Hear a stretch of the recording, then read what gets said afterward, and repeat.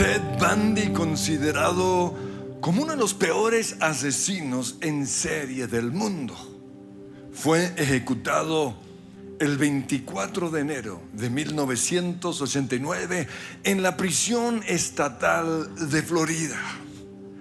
Se estimó que maltrató, abusó sexualmente y asesinó a más de 35 mujeres. Y cuando esto sucedió, la gente se preguntó: ¿nació para matar? ¿O la vida lo convirtió en un asesino? Pues nosotros creemos que nadie nace para matar, nadie nace para hacer malo. Son las experiencias vividas las que nos llevan a hacer ciertas cosas. En el caso de Ted Bundy, él no tenía identidad, porque fue el hijo de una madre soltera. Y para taparse o por el qué dirá de la gente, él creció creyendo que sus abuelos eran sus papás y que su mamá era su hermana. No sabía quién era. Su supuesta mamá sufría de depresión y de pánico. Su supuesto papá era un hombre violento y adicto a la pornografía. A los 5 años, su verdadera mamá se lo llevó a otro estado, alejándolo de quien él consideraba era su papá. Ella se casó, pero Ted nunca aceptó a su padrastro.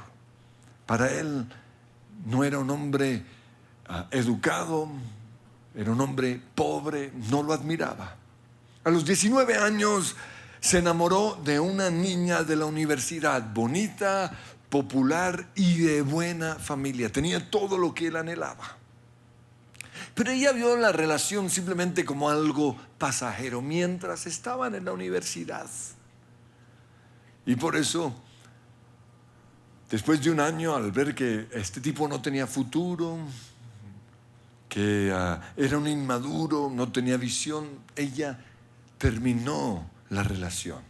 Y fue ese rechazo y el daño causado por su mamá lo que le hizo creer que él tenía derecho de maltratar a las mujeres. Pero luego algo bien interesante sucedió el día antes de su ejecución. Él mandó llamar al doctor Dobson de Enfoque en la Familia para que le hiciera una entrevista. Y en esta entrevista él dijo que lo que más lo influyó a cometer esos actos tan aberrantes fue la pornografía. Él había sido criado como un cristiano, asistía fielmente a la iglesia, pero un día en un basurero encontró una revista pornográfica y eso lo llevó a convertirse en un adicto. Con el tiempo, esas revistas que se consiguen en cualquier supermercado ya no le saciaban.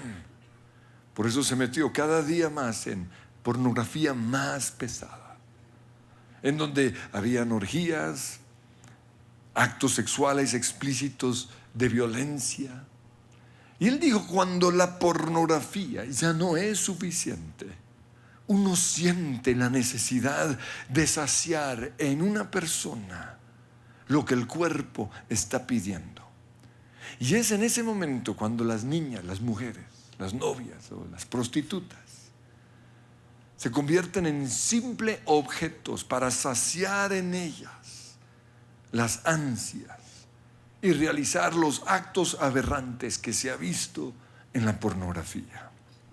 Obviamente esta entrevista generó mucha controversia porque muchos dijeron que él, en lugar de asumir la responsabilidad por sus actos, le estaba echando la culpa a la pornografía. Pero por eso en esa entrevista él inició diciendo: yo acepto mi responsabilidad por todos los actos. Fui yo el que los hizo.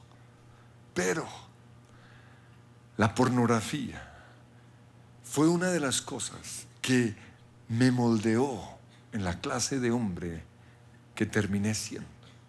Con respecto a la pornografía, Jesús dijo en Mateo 5:28, el que mira con pasión sexual a una mujer ya ha cometido adulterio con ella en el corazón. La pornografía tuerce, desvía o pervierte nuestra mente con respecto al sexo.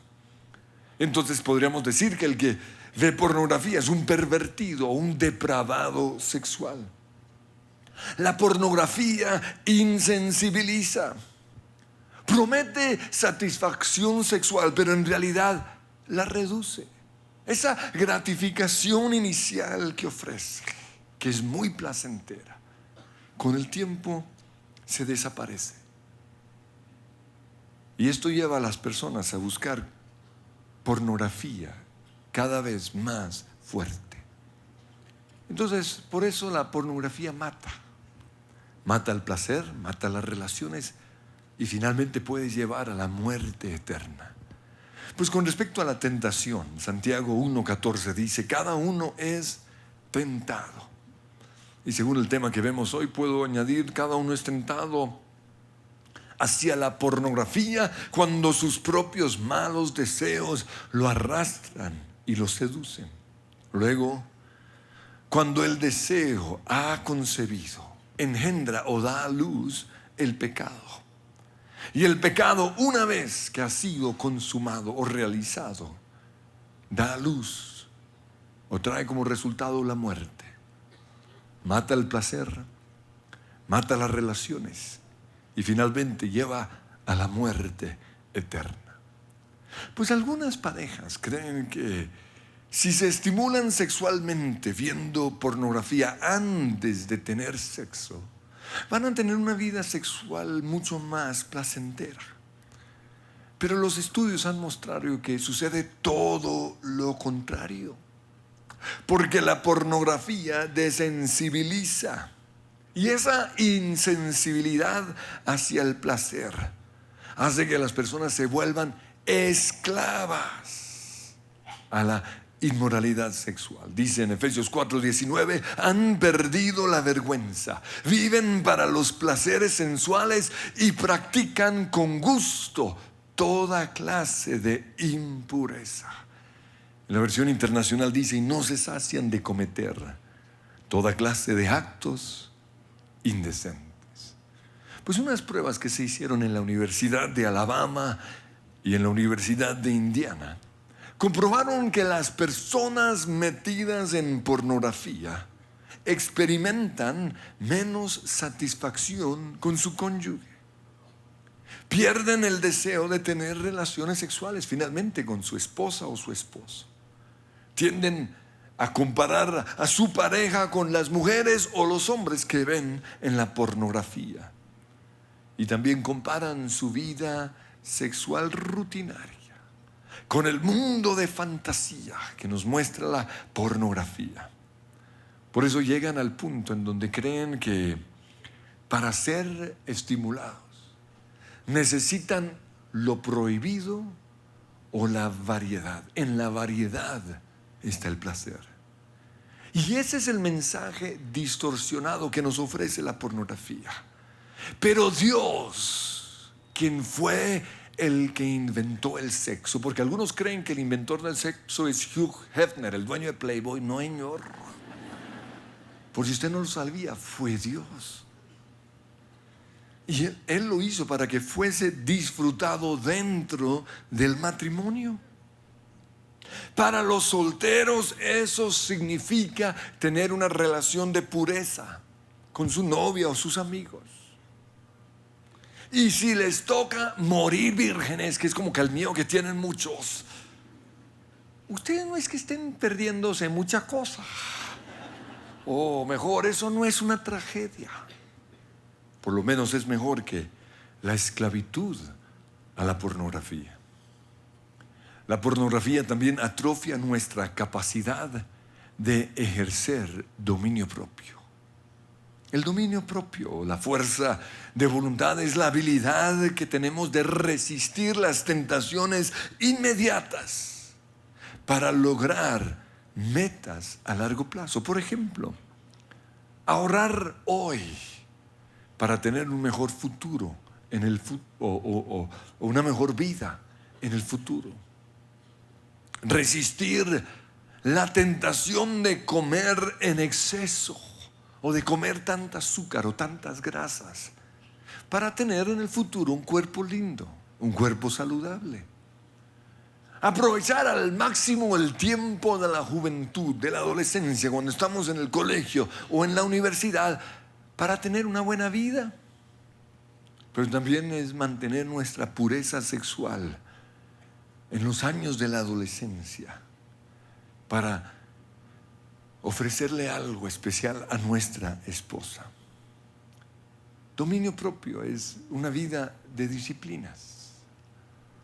Disciplina diaria en el ejercicio físico. Disciplina diaria en levantarnos siempre a la misma hora. Eso es dominio propio. Disciplina en leer la Biblia y orar todos los días. Pero dominio propio es también no ceder a la tentación, especialmente a las cosas que producen vicio. Eso es tener dominio propio. Cosas como los juegos de computador, no voy a ceder a eso. Cosas como el alcohol, el cigarrillo, las drogas, la crítica, la murmuración, el Facebook. No ceder a nada que nos ate, nos esclavice. Eso es tener dominio propio. Dominio propio también es la capacidad de contrarrestar un pensamiento, un sentimiento o un impulso no deseado. En Proverbios 25-28 dice: como ciudad sin defensa y sin murallas es la persona que no sabe dominarse. Y esto lo sabe muy bien el enemigo. Por eso él quiere que nadie tenga dominio propio. Y él ha descubierto que la pornografía es su principal arma para lograr que la gente no tenga dominio propio. La pornografía también esclaviza. Es un vicio, es una atadura, es una adicción de las peores que hay. La persona esclavizada a la pornografía jamás se sacia. Siempre va a querer más y más y más. Es una vida miserable. Pablo dice en Tito 3:3: en otro tiempo fuimos engañados y nos convertimos en esclavos de todas las pasiones y placeres.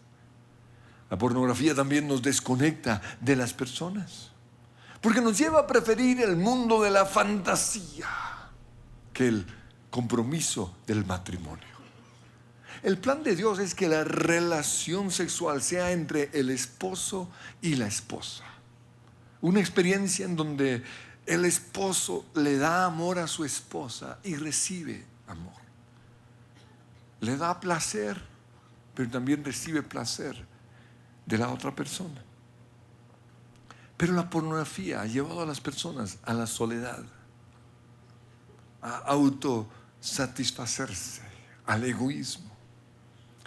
La pornografía también demerita a la mujer, porque en lugar de mostrarlas como las rosas más hermosas del jardín de Dios, lleva a los hombres a verlas como animales o como objetos para saciar sus pasiones.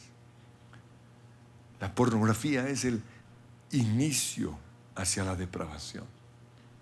Y generalmente se cree que los únicos que luchan con la pornografía son los hombres, pero eso no es cierto.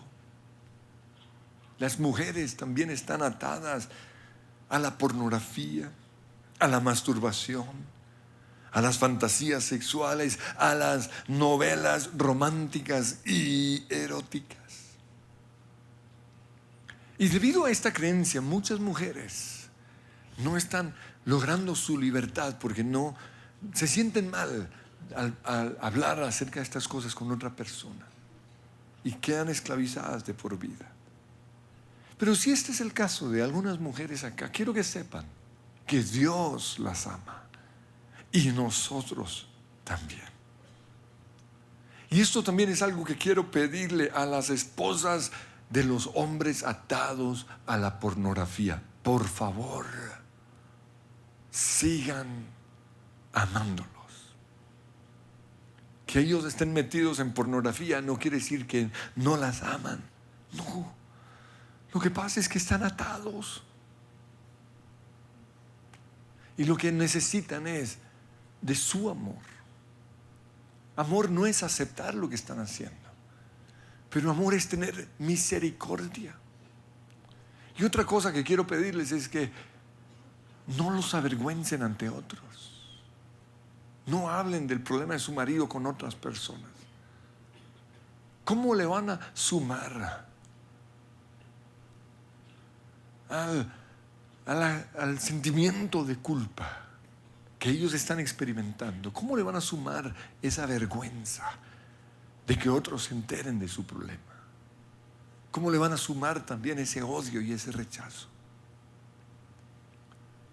Si ellos deciden hablar con alguien, ellos son los que lo deben hacer. Pero en ninguna manera. Yo creo que esto es uno de los actos de mayor deslealtad de una mujer. Deben atreverse a hablar con alguien de los problemas de su marido. ¿Dónde está la gracia de Dios? ¿Dónde está el amor de Dios? Lo que tanto las mujeres como los hombres necesitan para ser libres de la pornografía es gracia. Pues Ann Jackson, la hija de un pastor, entró en el mundo de pornografía por curiosidad. A los 16 años, ella y su familia se fueron del pueblo a la ciudad, en donde ella fue bombardeada permanentemente por la cultura de sexo. Y debido a esto, sintió curiosidad. Y por eso una noche, cuando sus papás se acostaron, prendió el computador de la casa y escribió la palabra sexo. Y en pocos segundos tuvo acceso a las imágenes de mujeres rubias espectaculares, haciendo una cantidad de cosas que ella nunca antes había hecho o había visto. Y se dio cuenta que estas cosas las hacían tanto con hombres como con mujeres. Pero como el computador estaba a la vista de todos en la casa, que es el lugar en donde debe estar un computador, ella no pudo saciar su nuevo hobby o su nuevo interés. Sin embargo, cuando no había nadie en casa, aprovechaba esos instantes para meterse a ese mundo. Cuando terminó el colegio, se fue a vivir a solas. Es algo que hacen en la cultura americana. Y para los que están atados o que tienen la tendencia hacia la pornografía, esto es de lo peor. Porque allí ella estaba totalmente sola. Tenía todo el espacio para ella. Tenía su propio computador. Y tenía todo el tiempo del mundo. 3 cosas supremamente peligrosas para los que están atados a la pornografía: estar en un lugar a solas, tener un computador o internet y disponer de demasiado de tiempo libre. Por eso todas las noches, después de trabajar, ella llegaba a su casa, encendía el computador y durante horas veía pornografía. Se le volvió un vicio que la llevó a hacer otras cosas. Cosas como chateos eróticos, contactarse con otras personas, cosas bien feas. Ella odiaba lo que hacía, sabía que no estaba bien, pero no lo podía dejar. Cayó en un ciclo interminable de ceder a la tentación, sentirse culpable, odiarse, arrepentirse, jurar no volver a hacerlo, orar para que Dios le ayudara y unos días después volver a caer. Un ciclo interminable. ¿Por qué miraba mujeres desnudas? Se preguntaba. ¿Acaso era gay o bisexual o una pervertida. Hay algo hermoso, misterioso y prohibido del cuerpo de una mujer desnuda que nos lleva a tener esa curiosidad. En el caso de ella, mirar a las mujeres con cuerpos perfectos saciaba una necesidad emocional. Porque en ese mundo de fantasía, ella se veía divina, se veía hermosa. Ella veía su cuerpo perfecto. Se sentía amada, deseada por los hombres. Se veía sexy. Ella en su imaginación salía de su cuerpo lleno de defectos, de celulitis. Y se veía como la mujer perfecta. Y esta es quizá la razón por la cual muchos creen que las novelas son para las mujeres lo que la pornografía es para el hombre. Porque el hombre mira el cuerpo de la mujer. En cambio, la mujer se va a un mundo de imaginación.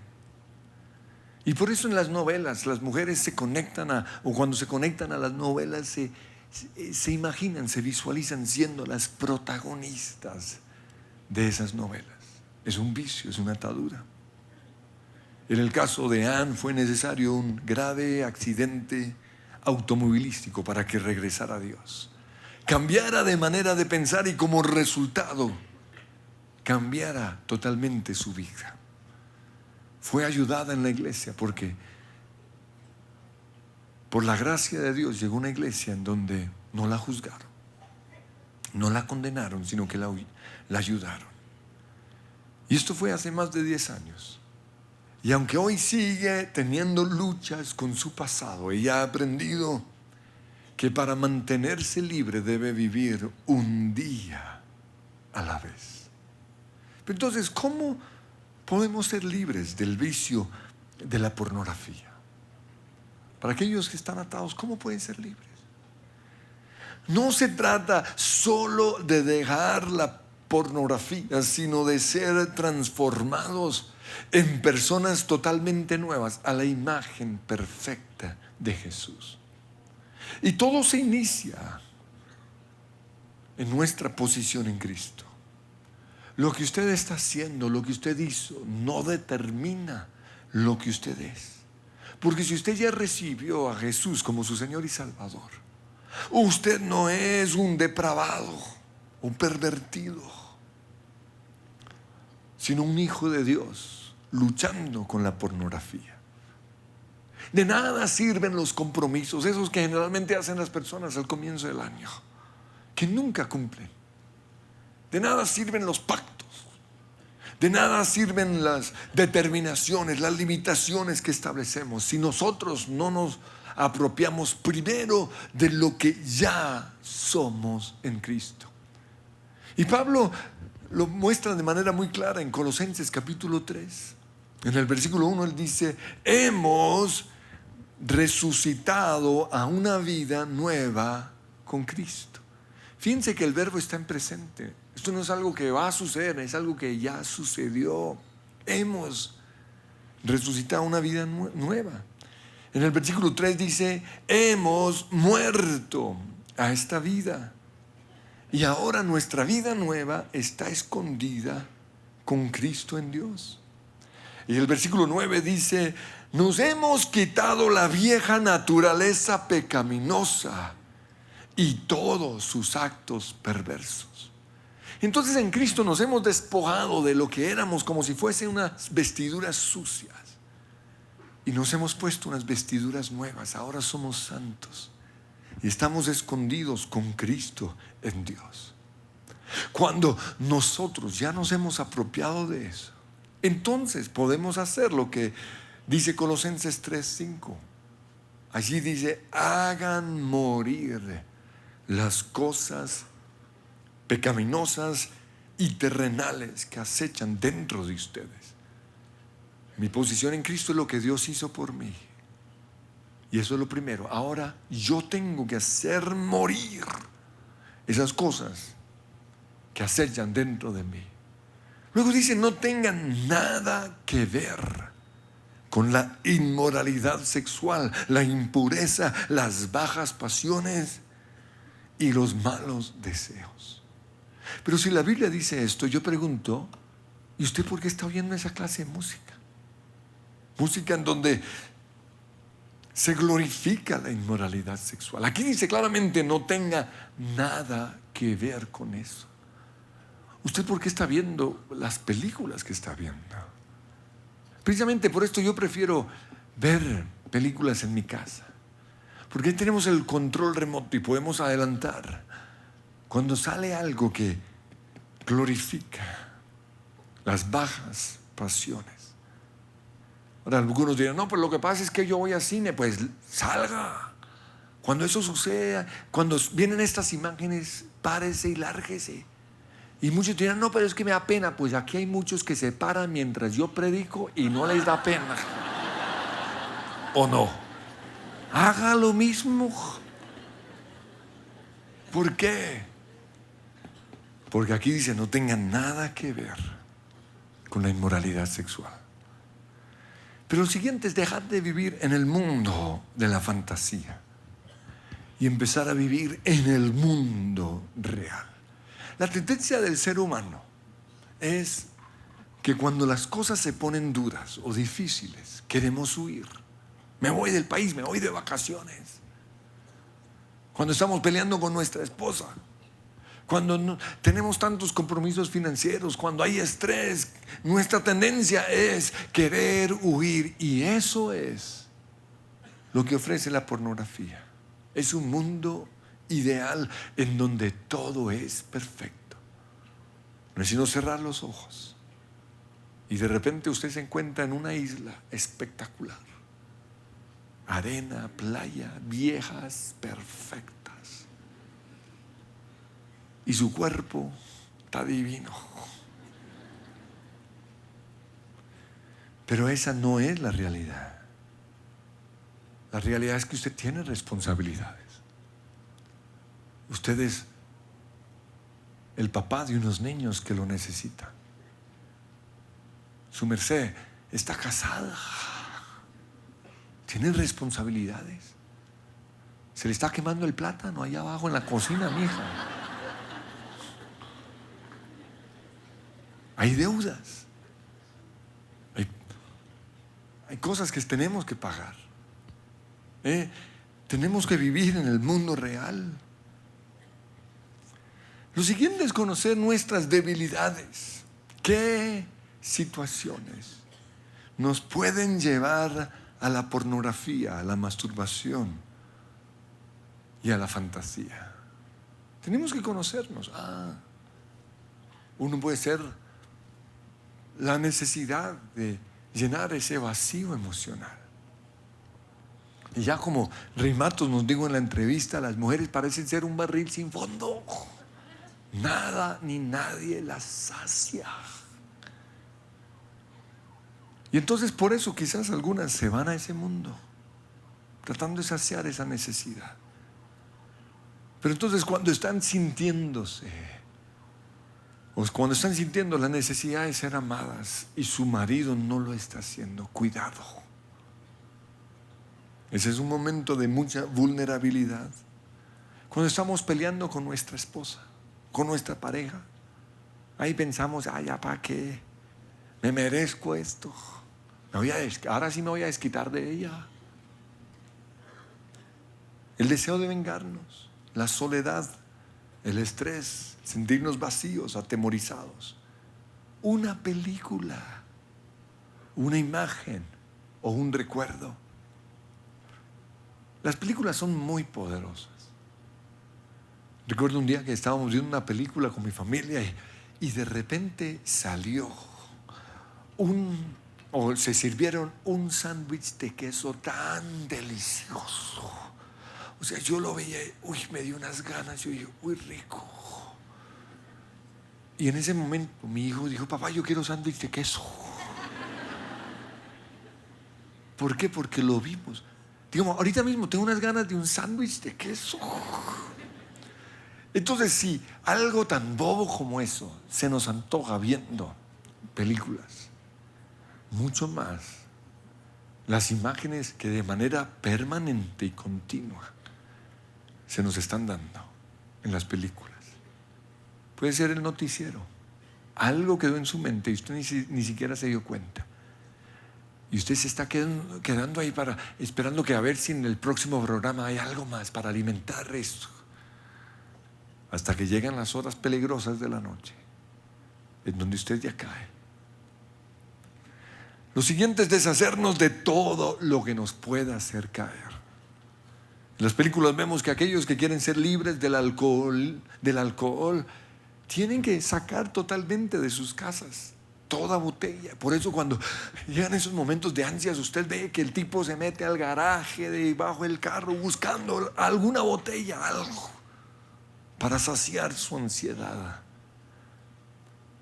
Y entonces, precisamente para que ellos sean libres, se les enseña que deben sacarlo todo. Lo mismo con respecto a la pornografía. Cualquier cosa que nos pueda hacer caer. Por ejemplo, el internet, el computador, el televisor. Yo pregunto, ¿qué hace una persona luchando con pornografía y teniendo internet en su casa? Es absurdo. O peor todavía, le pregunto a los papás, ¿cómo es posible que su hijo de 14, 15 años, que es la época cuando las hormonas están aquí arriba, ¿recuerdan ese tiempo? O sea, ¿cómo le van a meter el televisor en el cuarto? O el computador, o el iPad. No sean brutos. Es absurdo. Y peor todavía, y es una costumbre colombiana que yo no entiendo, ¿cómo es posible que duerman con las puertas cerradas? Yo no sé de dónde viene esa idea. Seguro le tiene miedo al coco. Pero le puedo asegurar que usted cierra la puerta, no solo se le mete el coco, sino un demonio de pecado impresionante. En mi casa siempre las puertas estuvieron abiertas.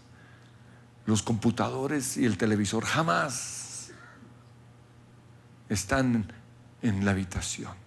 Tienen que estar en un lugar visible, en donde todos podamos ver.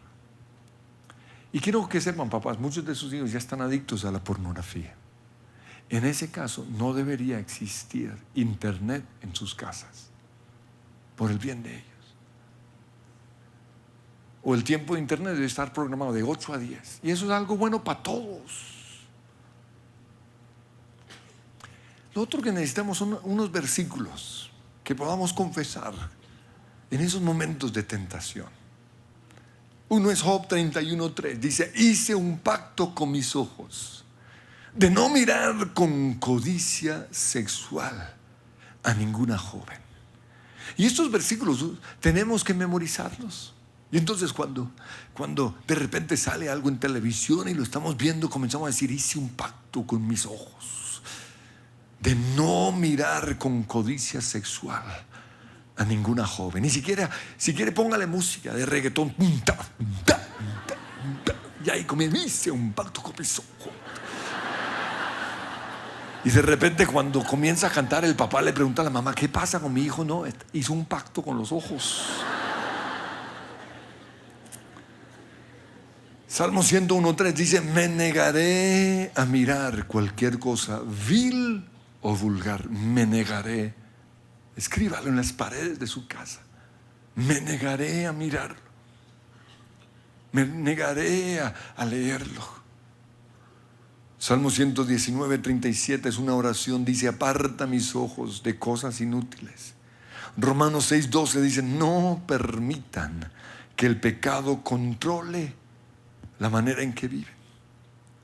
Hay otro versículo donde Pablo dice: no dejaré que nada me domine. Y yo tomé esa decisión hace muchos años. Yo no dejo que nada me domine. Cuando veo que algo me está dominando, Es decir, que yo no soy el que manda sobre eso, ya sea azúcar, comida, películas, deporte, lo que sea.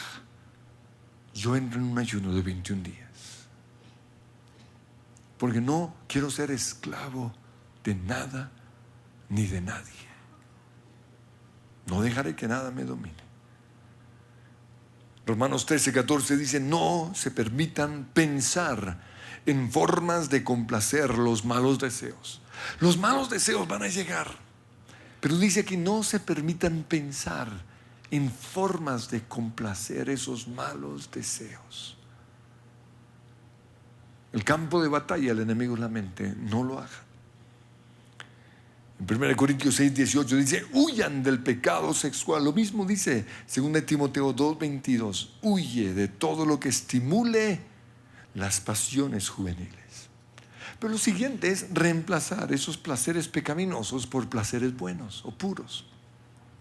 La Biblia nos dice tanto en Santiago 1:17 como en 1 Timoteo 4:4 que todo lo bueno viene de Dios. Entonces hoy hay placeres buenos, placeres puros que Dios ha creado para nuestro deleite, para nuestro placer. El deporte, ese es un placer. La música, oír música, cantar, tocar un instrumento, ese es un placer. Hacer ejercicios, los viajes, tener amigos, reunirnos con los amigos a hablar, a reír o a jugar. Ir de shopping es un placer. Entonces cuando le preguntan: oiga, su mujer, ¿por qué todo el tiempo está de shopping? Por algo será.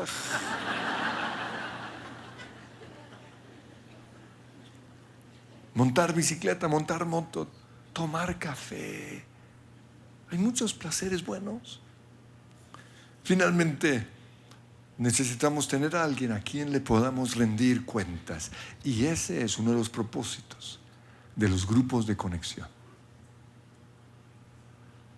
Es un lugar a donde asistimos para primero conocer a personas, poco a poco relacionarnos con ellos y luego encontrar dentro de esas personas a alguien con el cual nos sentimos suficiente confianza para abrirle nuestro corazón y para que entre los dos, es una relación de pacto entre los dos, nos cuidemos y logremos nuestra victoria.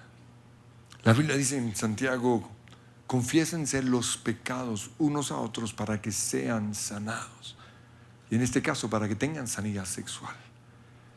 Porque así Él tiene derecho de meterse en mi vida. Tiene derecho de decirme: ¿qué te está pasando? Apaga el televisor.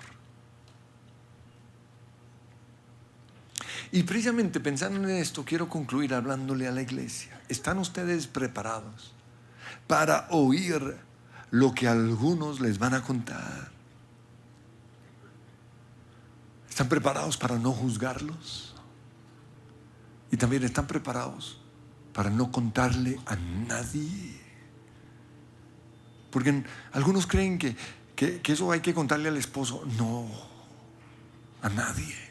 Es un secreto de confesión. Esa persona está confiando en usted. Eso es ser escudero, eso es ser amigo. ¿Y somos nosotros como fue Jesús? ¿O somos como los fariseos? ¿Es esta la casa del Padre? ¿O el Sanedrín de los fariseos? La gracia de Dios es lo que necesitamos.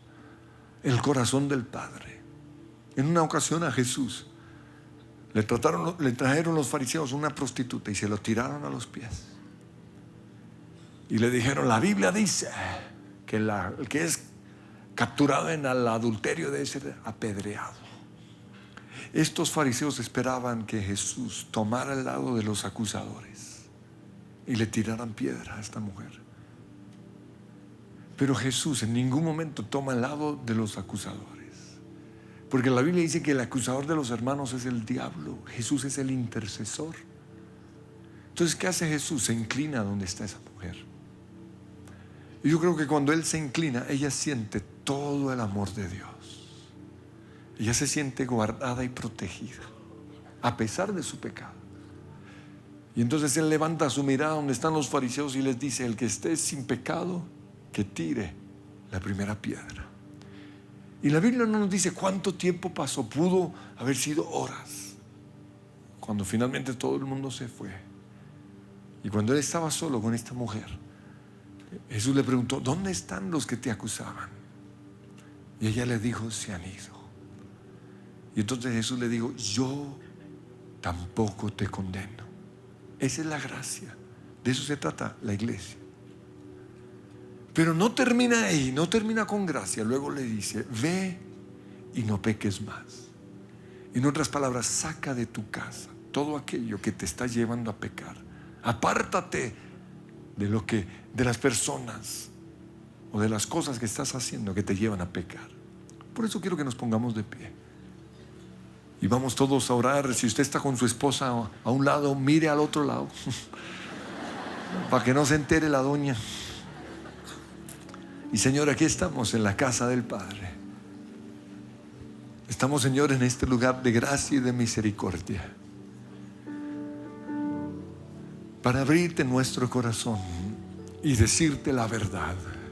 Verdad que tú ya sabes, pero tu palabra dice que si confesamos nuestros pecados, nuestras luchas, nuestras tendencias, aquí estoy, Señor, para decirte que llevo años con esta lucha, que me siento mal, que me da vergüenza, que tengo miedo. Pero hoy te pido, Dios, que pueda encontrar la libertad en ti, que tú me muestres cuál fue la causa, porque yo sé que no nací así. Quizás, Señor, no tengo identidad, no sé quién soy, no tuve papá, me dejaron tirado, abandonado en la casa de mis tíos o de mis abuelos. Por eso hoy necesito que tú seas mi papá.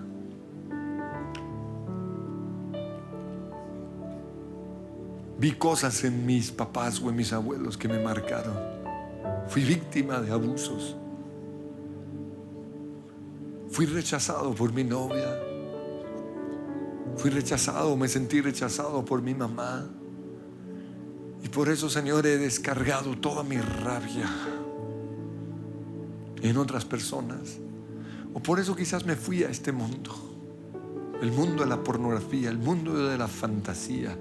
El mundo, Señor, en donde encuentro lo que tanto busco. Porque en ese mundo, Señor, yo tengo las mujeres más hermosas. Yo soy el centro de la atención. Yo experimento placer. En ese mundo, Señor, no tengo este cuerpo tan feo. Soy divina. Soy deseada. En ese mundo los hombres me sirven. Señor, hoy reconozco que he huido miles de veces de mi realidad, porque el corazón me duele. Pero me siento mal, avergonzado, me odio y he caído en una rutina interminable. Por eso en este día corro a los brazos de Jesús y te pido que tú me ayudes, que tú sacies mi necesidad, que tú me des de beber del río de tu Espíritu Santo, que tus brazos, Señor, suplan lo que mi papá nunca me dio.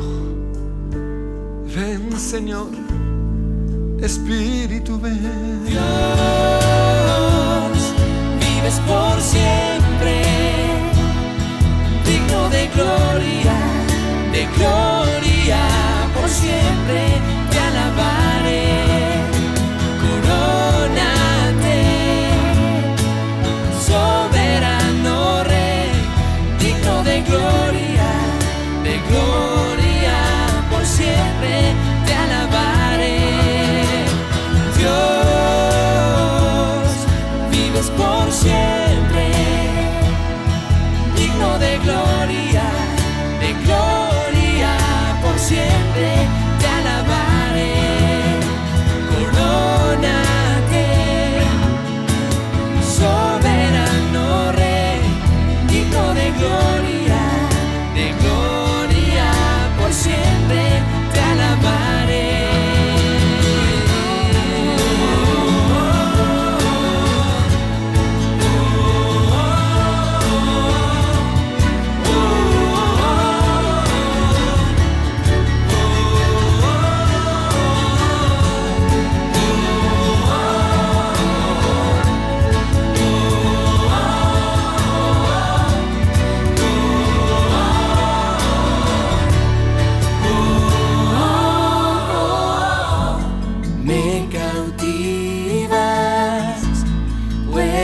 ir hacia ti.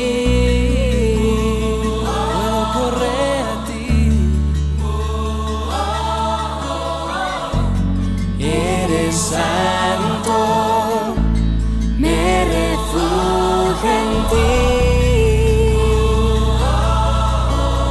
Solo en ti. Me cautivas, puedo ir hacia ti.